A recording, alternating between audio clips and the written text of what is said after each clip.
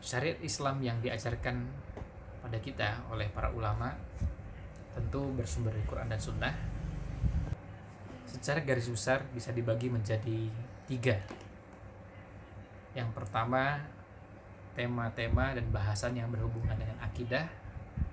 Yang kedua, yang berkaitan dengan fikih. Dan yang ketiga, yang berkaitan dengan akhlak. Pembagian seperti ini adalah pembagian untuk memudahkan pembahasan. Tentu masing-masing dari bagian ini satu dengan yang lainnya saling berhubungan. Dan kalau kita mau bahas antara tema akidah dengan ibadah dan fikih, pasti kita akan melihat benang merah hubungan tersebut.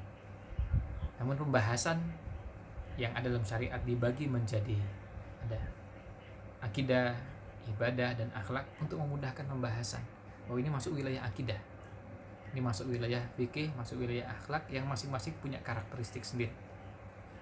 Ulasan dan bahasan di akidah, pendekatannya jelas. Pendekatannya adalah pendekatan yang tegas dan jelas bahwa ini benar, ini salah. Maka kita bisa lihat dalam pembahasan akidah yang dikatakan iman, maka lawannya adalah kebalikannya. Tidak ada posisi tengah-tengah antara iman dan tidak beriman, atau antara iman dan kafir. Antara iman dengan kufur tidak ada posisi tengah-tengah.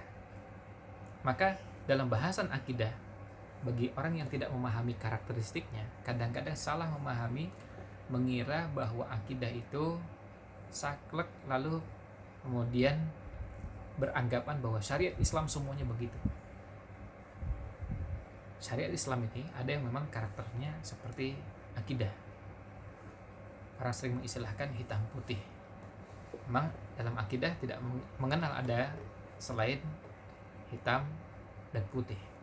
Misalnya dalam bahasan iman dan kufur, pernahkah kita mengenal ada orang yang disifati sebagai orang yang beriman tetapi agak kafir, atau orang kafir yang disifati agak beriman?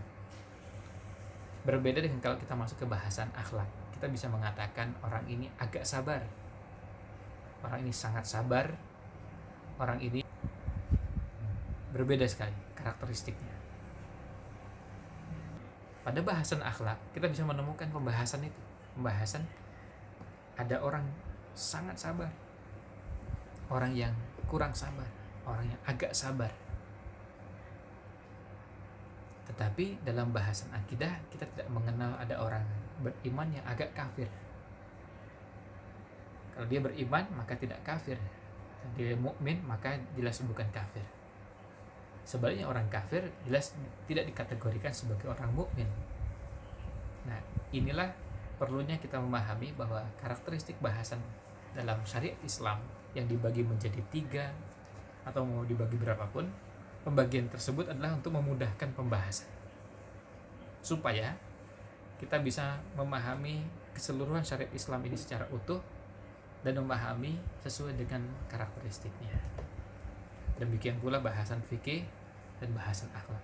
Karena di bahasan fikih kita akan bertemu dengan bahasan-bahasan yang dengan sifat yang berbeda antara satu dengan yang lain. Misalnya pada fikih ibadah, kaidah yang berlaku al-aslu fil ibadat, hukum asalnya pada semua jenis ibadah adalah tahrim, haram.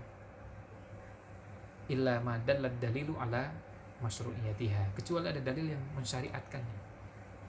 Maka tidak mungkin kita mengerjakan sholat, pokoknya yang penting sholat, kan sholat baik.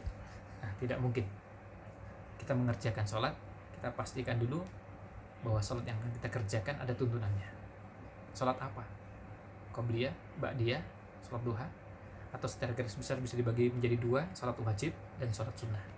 Sholat sunnah ragamnya banyaknya luar biasa. Nah, masing-masing kita pahami dengan karakteristik yang ada pada bagian-bagian tersebut.